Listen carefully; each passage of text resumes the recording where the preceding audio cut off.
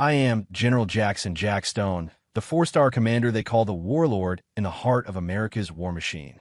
On the battlefield, I am invincible. When I target, I take. When I fight, I win. But back home, I'm the nation's most famous joke. A doormat. The whipped dog of Isabella Vance, the daughter of the Secretary of State. The kind of man who has absolutely no spine. Everyone in D.C. knows Isabella is a snake, but she still ended up as my wife. And so, people laugh at me. They whisper behind my back. But who among them knows the truth? I never fucking wanted this.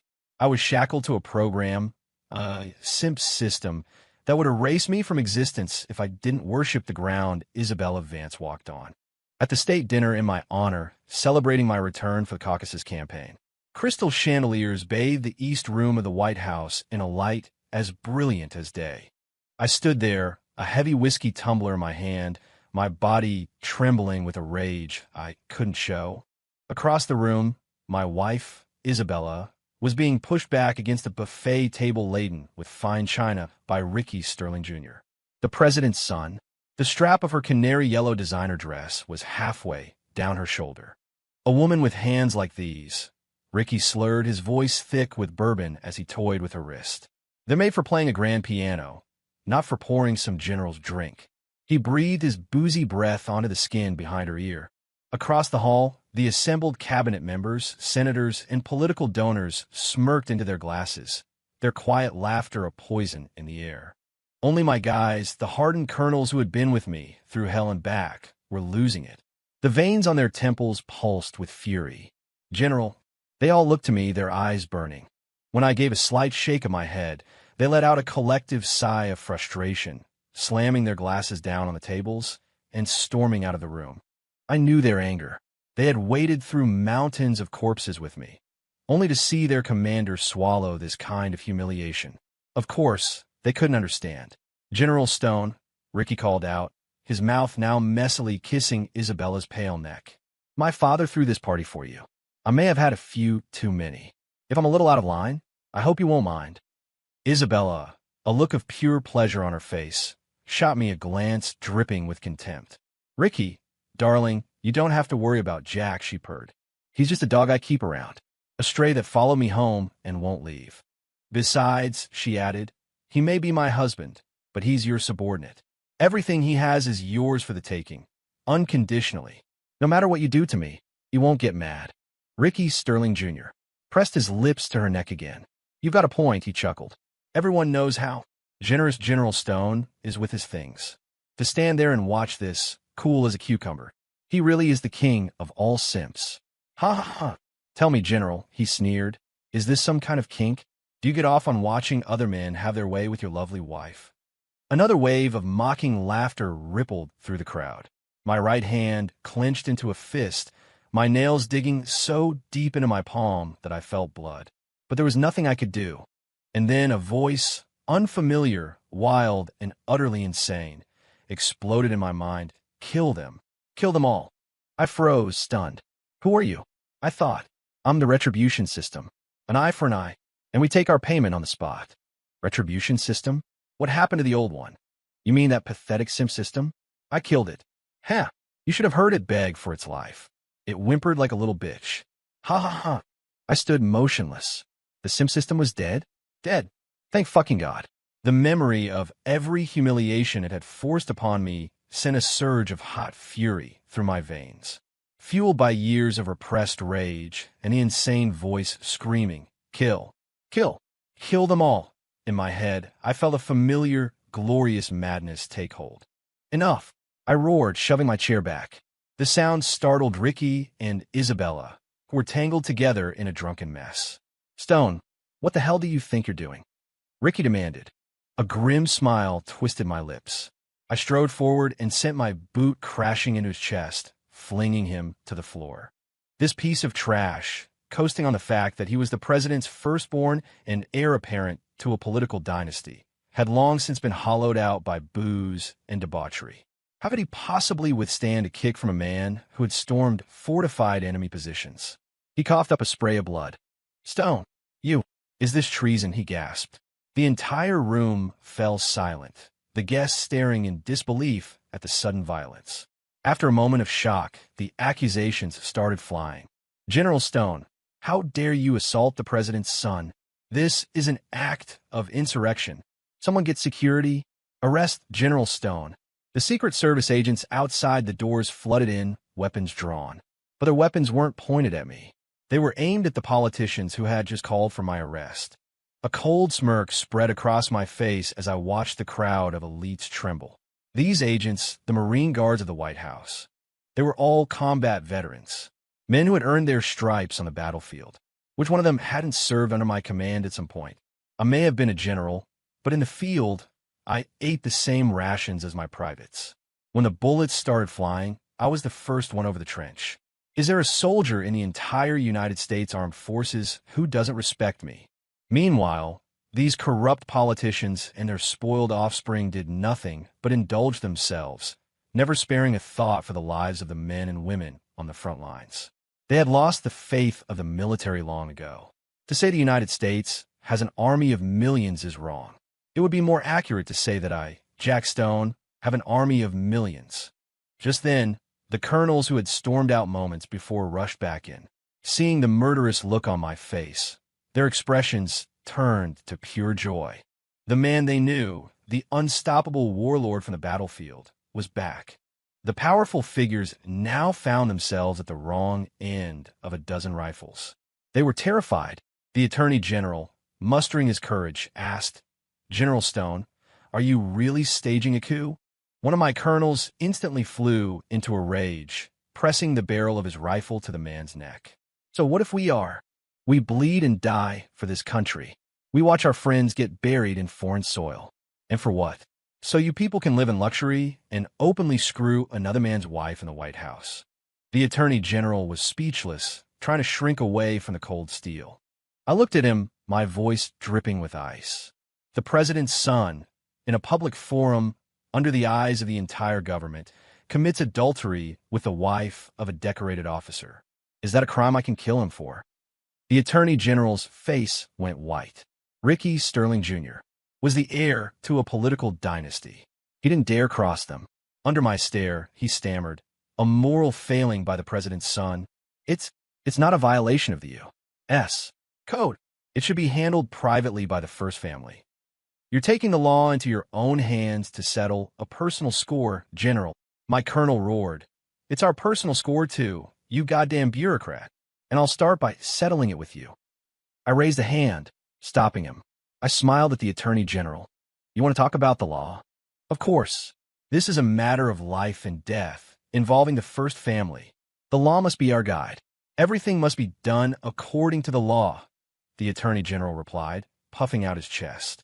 In his mind, Ricky's actions were disgraceful, but not a capital offense. By bringing up the law, he thought he could control me, or at least save the president's son's life. "Fine," I said with a chilling smile.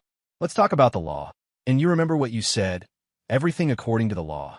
Last month, my forces on the Caucasus frontier were running critically low on supplies. The Pentagon shipment was 30,000 units short, and they had the gall to tell me it was the best the country could do. At that very same time, a fleet of private cargo planes owned by a shell corporation belonging to Ricky Sterling Jr. was flying untouched over the border, selling advanced guidance systems directly to the Eastern Coalition. The Attorney General broke out in a cold sweat. Ricky, who had been helped to his feet, turned deathly pale, his expression a mixture of fear and hatred. His convoy had been intercepted by my special forces. I didn't just confiscate the weapons systems for our own use, costing him a fortune. I had his mercenaries executed on the spot. That was why he had gone out of his way to humiliate me tonight. A major battle was imminent, and my soldiers were low on ammunition, while the president's son was selling military hardware to the enemy. If I hadn't seized that shipment, our entire army would have mutinied or been slaughtered by the enemy. Looking at the silent Attorney General, I continued my cold monologue. To win the war against the coalition and to prevent spies from infiltrating our lines, I requested a full lockdown of the border from the National Security Council. But Ricky Sterling Jr. planes, using his diplomatic credentials, repeatedly forced their way through the restricted airspace. As a result, enemy intelligence agents slipped through. They located our forward operating bases, which led to a surprise attack that cost us 10,000 good men. 10,000 American lives wiped out for nothing. And then there was the incident in 23 when one of his aides defected with classified intelligence. And in 21, when Ricky, visiting the front as an observer, got drunk and shot one of our own soldiers for sport. I listed one crime after another. Tell me, Mr. Attorney General, according to Title 18 of the U.S. Code, all persons are subject to the law, and the crimes Ricky Sterling Jr. has committed, providing aid and comfort to the enemy. High treason. What is the prescribed punishment? The Attorney General was trapped. That is, Ricky Sterling Jr. screamed, "Stone, are you digging up old dirt?" I sneer back. So you admit there's dirt to dig up? Ricky realized his mistake, his face contorting in panic. Just then, Isabella, who had been silent this whole time, finally stood up. Ricky, even if you did break the law, it's up to the president to authorize an indictment and for the Justice Department to prosecute. It's not up to Jack Stone to play judge, jury, and executioner. Right, she's right. Ricky regained his composure, glaring at me. I'm the president's son. You have no authority to touch me. You're right, I don't, I said with a cold laugh. But I will be submitting a formal report to the president, demanding he uphold the law and prosecute you to the fullest extent. Otherwise, the ghosts of the 10,000 soldiers you got killed won't rest, and my army of 1 million active-duty soldiers won't stand for it. The threat hung in the air, thick and heavy. The faces of the powerful guests in the room turned pale. They all understood that if a formal demand was made and the president refused to prosecute his own son for treason, it would trigger a military coup. Isabella felt the shift in power, too. She came over to me, trying to take my arm. Jack, I know you're upset. You have every right to be angry. Come on, let's go home and talk about this. You don't have to make things up in front of everyone. I backhanded her across the face, sending her sprawling to the floor. You bitch, I snarled. Don't you ever touch me with your filthy hands again. The slap seemed to shock her into a stupor. She stared at me, her eyes wide with disbelief. It made sense. I was her simp, after all, a pathetic doormat who had never once raised his voice to her, no matter what she did. The fact that I had just hit her was something her brain couldn't process. But my colonels, in unison, shouted, "Hell yeah, about damn time." They had despised Isabella for years. They only ever held their tongues out of respect for me. Jack, have you lost your mind? Isabella shrieked, scrambling back to her feet. Who do you think you are? You're nothing but my little pet. You pathetic lapdog. How dare you hit me? Seeing her hysterical rage, I let out a dry, humorless chuckle. She still had the nerve to insult me, even now? Did she really think I was still the puppet she knew? The memory of all my past humiliations sent another wave of madness through me. You're right, I said with a terrifying grin. I am insane, and tonight, I'm going to show the world what kind of depraved whore the daughter of the Secretary of State really is. With that, I grabbed a handful of her long hair and began dragging her across the marble floor like she was a sack of garbage. Bastard, let go of me! Isabella screamed and clawed at my hand. But her struggles were useless.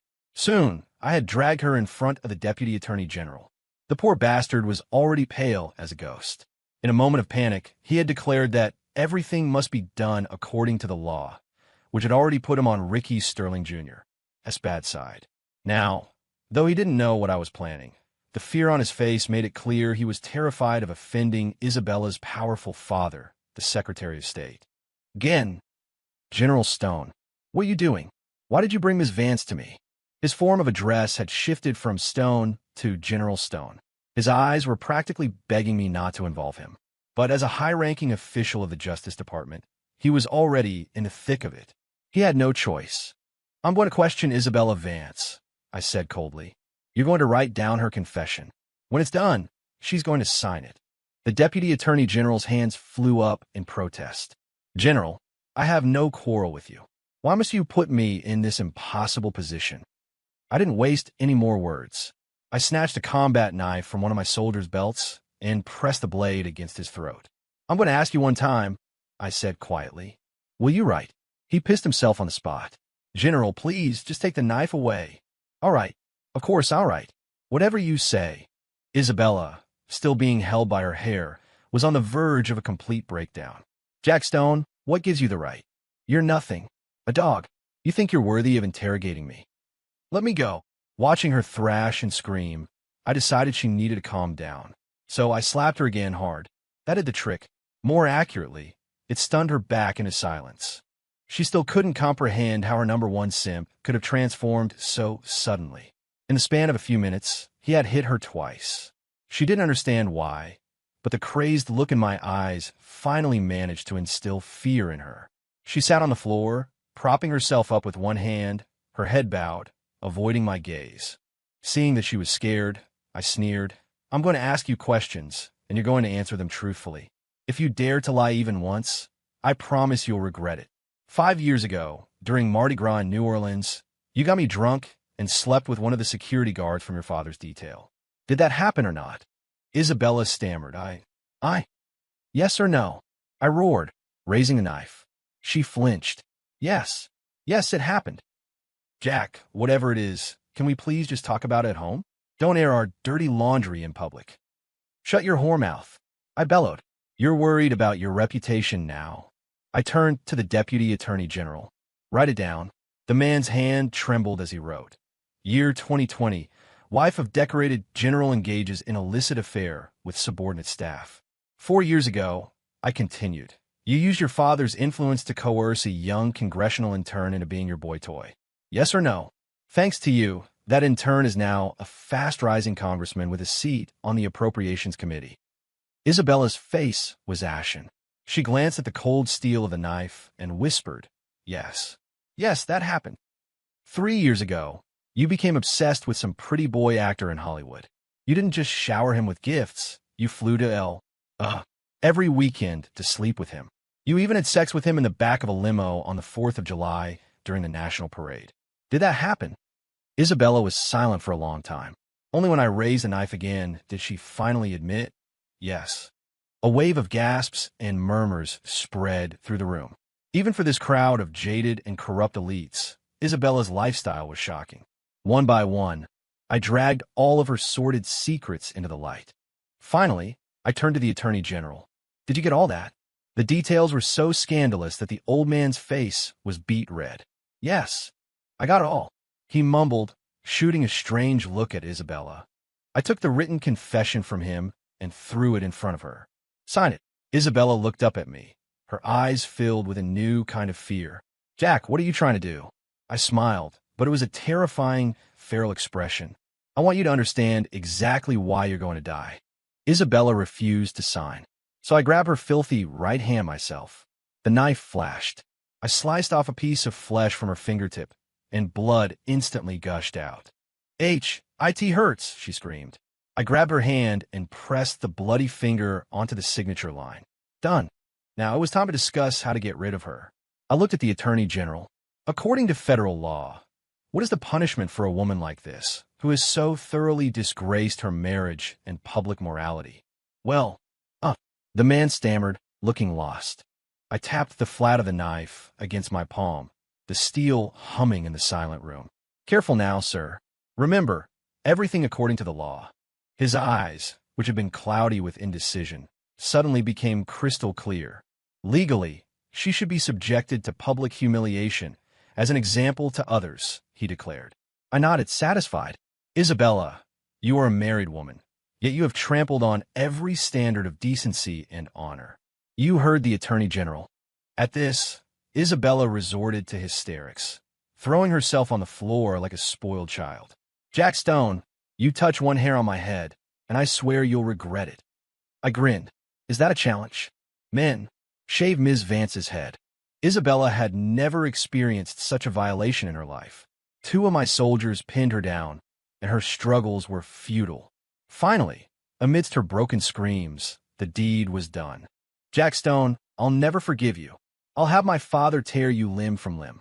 The politicians and officials of Washington, D.C. watched the entire spectacle in dead silence. On the surface, Isabella was my wife. This was a domestic affair. And since my actions were, technically, legally sanctioned, They had no grounds to interfere. But on a deeper level, everyone could see the murderous intent in my eyes. The nation's biggest simp was gone.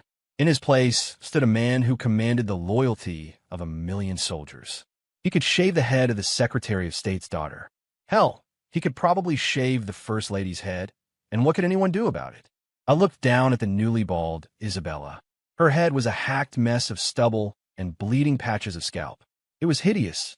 You know, I mused, that look really suits your ugly soul. Isabella was losing her mind. I'll kill you. You just wait, you pathetic whip dog. I let out a dismissive laugh. Make me wait? Fina. Let's see who in this country has the power to do a single damn thing to Jack Stone. Drag this whore outside and parade her through the streets. And make sure you hit every corner of D.C. Yes, sir, my soldiers grunted and began to drag Isabella away. Only then, as the reality of her fate sunk in, did true fear finally pierce through her rage. Tears streamed down her face, and she started to beg. Jack, no, husband, please, just forgive me. We were married. Doesn't that mean anything? I'll never do it again, I swear. Please forgive me. I laughed. It seemed she did have a shred of shame left, even though her affairs were an open secret in D.C.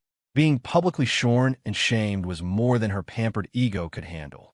It would make her the biggest laughingstock in the entire country. But she was so naive. Did she really think begging would work on me? I am the warlord. My heart is iron. My soul is ice. Did she really think I was still that spineless simp, bound by a system I couldn't control? I waved my hand dismissively. Didn't you hear the Attorney General? Everything is being done according to the law. Take her away. Isabella collapsed on the floor, all the fight gone out of her. She couldn't even manage another plea as my men dragged her out of the East Room like a side of beef. Then, I turned my gaze to Ricky Sterling Jr., who was cowering behind a pillar. Ricky's eyes met mine, and he quickly looked away. I'm feeling tired, he announced weakly. You all carry on. I'm going to head out. He tried to slip away, leaning on two of his aides. Not so fast. With a nod from me, two of my colonels stepped forward, blocking his path with their rifles. How dare you? This is treason. Ricky blustered, his voice thin and reedy. I chuckled. Mr. Sterling, we haven't settled our accounts yet. Why are you in such a hurry to leave? His face flushed with anger. Stone, don't push your luck. Whatever accounts you think we have, my father will handle them. Now you're blocking my path with armed men. Are you trying to start a rebellion? I waved my hand. You're mistaken, sir. I'm not rebelling. I'm simply following the law. The law requires my father's authorization. And as it happens, he's not feeling well today. We can discuss this another time. Now stand down. My eyes narrowed. He was going to play it that way. Not feeling well. As long as he wasn't dead, he could drag his ass out here right now. Because tonight, Ricky Sterling Jr., you're going to die. Men, take a squad to the residence. Escort the president here. A collective gasp went through the hall. These old political foxes had been silent, but their eyes darted back and forth, calculating. Everyone in the room understood. In name, I was still a subordinate. In reality, I was now the most powerful man in the country. If I was truly making a move, they had to decide which side to be on to protect their careers and their fortunes. Ricky's knees buckled, and his aides barely managed to hold him up. He pointed a trembling finger at me. Stone, you're really insane. You're sending armed soldiers into the president's private residence? You're storming the Oval Office. This is a coup, a military coup. I gave him a look of utter disdain. Don't be so dramatic, sir. Our nation's capital is filled with traitors. My actions are merely to ensure the president's safety. With a slight flick of my wrist, my top colonel turned and led a fire team of soldiers out of the East Room and towards the West Wing. After they left, the room fell into a silence so profound it was suffocating. The political elites said nothing, but their frantic, silent exchanges spoke volumes. A short while later, the ancient president, frail and trembling, was escorted into the room by my soldiers, a gaggle of terrified aides fluttering around him. At the same time, hearing the news, the other powerful sons and daughters of Washington's political dynasties began to arrive from their estates. Mr. President, I said, giving a slight bow, I was wounded on the battlefield, an old leg injury. Forgive me for not kneeling. I had made my position clear. I was a war hero, owed respect, and I was not going to show deference. The president, his face an unreadable mask, waved a shaky hand. At ease, General. He was helped into a large chair. General Stone, you have served this nation with distinction, and for that, we are all grateful, the old man began, his voice surprisingly firm. But then his tone sharpened. However, ordering armed troops into the White House is a drastic measure. To what do we owe this? Intrusion. I smiled faintly. Mr. President, while I was fighting and bleeding for this country overseas, a man was sleeping with my wife in my own home. And tonight, in this very room, he publicly flaunted his affair, humiliating me in front of the entire government. How should such a man be dealt with? My eyes shifted to Ricky Sterling Jr. The president immediately put on a show of being furious. He looked like he was about to have a stroke, but anyone could see he was trying to protect his son. His voice was filled with rage, but his words were weak. Richard, you are a disgrace. From this day forward, you are confined to the residence. You will not leave without my express permission. Now, go and apologize to General Stone. I'm sure the general is a man of great character and will find it in his heart to forgive you. A cold smile touched my lips. The old man was a decent actor. He sounded furious, but the punishment was a joke. They say there are two things a man will kill for: the murder of his father and the theft of his wife. For a humiliation this profound, house arrest and an apology were supposed to suffice? This was the justice of the ruling class. If this was the case, then what was the point of me, Jack Stone, protecting this rotten government? Urged on by his father, Ricky reluctantly shuffled over to me. He gave a slight bow. General Stone, I was wrong. I apologize. I stared at him. That's not a very sincere apology, Mr. Sterling. Ricky froze. What more do you want? My voice was flat and cold. Kneel. The color drained from Ricky's face. Stone, I am the son of the President of the United States. I will not kneel to you. This is insurrection. I said nothing, just smiled my cold smile. The president, however, was panicking. The situation was balanced on a knife's edge. If I pushed, it was a coup. If I didn't, and the first family bowed to my demands, they might survive. But his son, screaming about treason and rebellion, was practically daring me to push. The old man understood this perfectly. Before I could respond, he roared at his son, silence. General Stone told you to kneel, so you will kneel. Is that understood? It seemed the president knew when to fold. The dignity of his office was nothing compared to survival. Ricky Sterling Jr. stood there, his jaw clenched, his pride warring with his fear. You worthless animal, are you disobeying a direct order? The president shrieked, struggling to his feet. Finally, with a grimace, Ricky's knees buckled, and he knelt on the floor. General Stone, I apologize. He then tried to get up and walk away. Wait, I held out a hand, stopping him. Ricky's face twisted in anger. Stone, I knelt to you. I apologized. Don't push me. I laughed, a sound devoid of all warmth. Your apology was for me, personally. But my expression turned terrifying. I never said I forgive you, and I damn sure don't have the right to forgive you on behalf of the 10,000 soldiers you sent to their graves. Hearing this, Ricky Sterling Jr.'s face turned to ash. I turned back to the president. Sir, in pursuit of personal profit, the first son allowed his associates to violate restricted airspace, which led to enemy infiltration and catastrophic losses for our military. While our soldiers were low on vital supplies, he was selling advanced technology to the enemy. That is high treason. I ask you, Mr. President, to uphold the law. The president's breathing grew heavy. He said nothing. It was clear he couldn't bring himself to do it. And if he wasn't going to do it, it meant he wasn't truly afraid. Well, I would teach him fear. I gave a subtle signal to my colonels. They understood immediately and began to shout. Mr. President, as a member of the First Family, your son should be a role model for the nation. Instead, his actions led to the deaths of 10,000 American heroes. If you do not punish him, you will break the faith of every man and woman in uniform. He must be punished. We will not stand for anything less. This was no longer a request. It was an ultimatum. They say there's no crueler family than a royal one.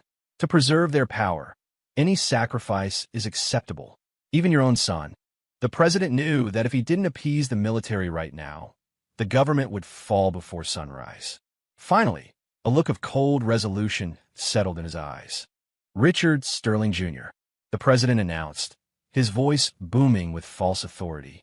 For the crimes of treason and providing aid and comfort to the enemy, your actions are an unforgivable stain on this nation. You will be held accountable. I hereby strip you of all titles and privileges. You will be taken from this room and executed for your crimes. The president spoke each word with grim finality. Ricky Sterling Jr. collapsed in a heap on the floor. He crawled toward his father, sobbing. "Dad, please forgive me. I'll give up everything. I'll disappear. Please just spare my life." He slammed his forehead against the floor over and over. When his father remained unmoved, he crawled towards me. "General Stone, I was wrong. I shouldn't have crossed you. I shouldn't have touched Isabella. Please, I'm begging you, just this once. I'll be your servant for the rest of my life." I chuckled internally. The old man was ruthless. My intention had been to have Ricky executed. But the president, in order to quell the military's fury, had ordered it himself. I looked down at the pathetic creature groveling at my feet and smiled. I even helped him up. "Don't bother," I said softly. "It won't do you any good. Everything is being done according to the law." I waved my hand, and my soldiers dragged the nearly unconscious Ricky Sterling Jr. out of the room. A moment later, his terrified screams echoed from the hallway. The assembled guests trembled, and when they dared to look at me, their eyes were filled with a new kind of fawning terror.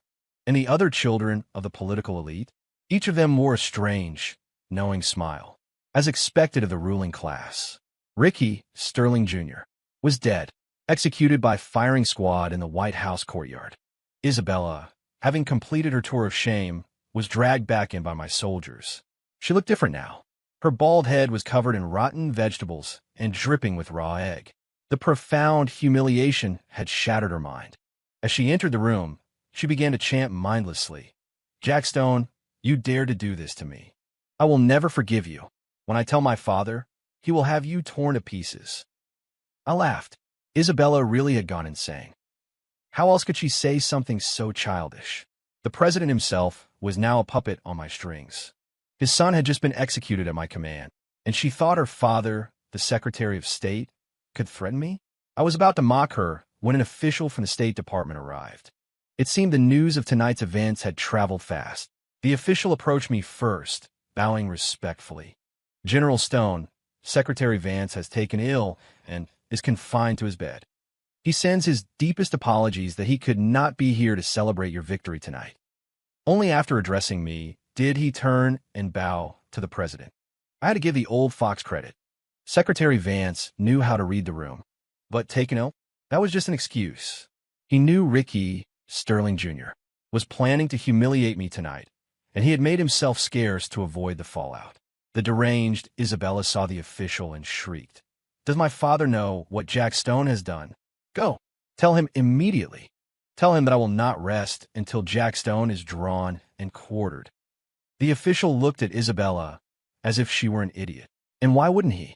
Only an idiot would say something so delusional. I had the entire U.S. military at my back, and she wanted to have me drawn and quartered? The State Department official cleared his throat and announced in a loud, clear voice a message from Secretary of State Vance. "Isabella Vance, through her decadent and immoral actions, has brought shame and disgrace upon our family name. As of this day, she is disowned. All ties between us are hereby severed." Isabella froze, her jaw slack. I smiled. It seemed the ruthless ambition wasn't limited to the first family.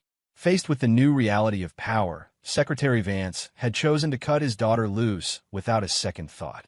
To protect her would have meant making an enemy of me, and that would have been the end of the entire Vance dynasty. "What's wrong?" I sneered, stepping in front of her. "I thought you were going to have your father destroy me."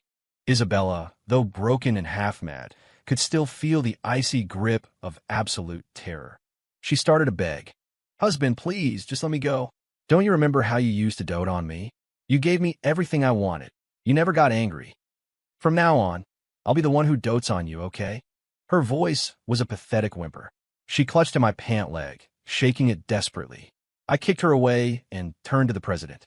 According to the law, Isabella had been publicly shamed. But that wasn't enough for me. Mr. President, I began, my voice ringing through the silent room. Honor, integrity, decency. These are the pillars of a nation. When those pillars crumble, the nation will fall. Our soldiers fight and die on foreign soil, but they cannot even protect the sanctity of their own homes. If everyone in this country behaves like Isabella Vance, what becomes of our national character? How can our soldiers fight with clear minds? The president understood perfectly. He had sacrificed his own son. What was the daughter of a subordinate, now disowned, to him? He immediately declared, "As president, I govern this nation through law and order. I will not tolerate depravity that corrupts our society and demoralizes our troops. Such behavior is a cancer on the nation. Therefore, I have decided on a severe punishment, so that from this day forward, all who violate our sacred laws will be dealt with harshly and without mercy. Let this be a lesson to all of you. Control your families. Restore decency. Reassure our military. Take Isabella Vance out and execute her." A chorus of "Long live the President" and "God bless America" filled the hall. Isabella went limp with fear as my soldiers dragged her away. As they passed me, I leaned down and whispered in her ear with a smile, "I command an army of 1,000,000 soldiers. Did you really think you could get away with cheating on me?" 6 months later, the president, under the guise of military restructuring, created a new civilian-led defense council to try and strip me of my command. He severely underestimated my influence within the armed forces. The moment the order was signed, I led a battalion of my most loyal Rangers into the White House and surrounded the Oval Office. Facing the trembling old man, I smiled. "Mr. President, why are you attempting a coup?" "I have 1,000,000 soldiers at my back," I said, my voice soft. "Did you really think you could touch me?"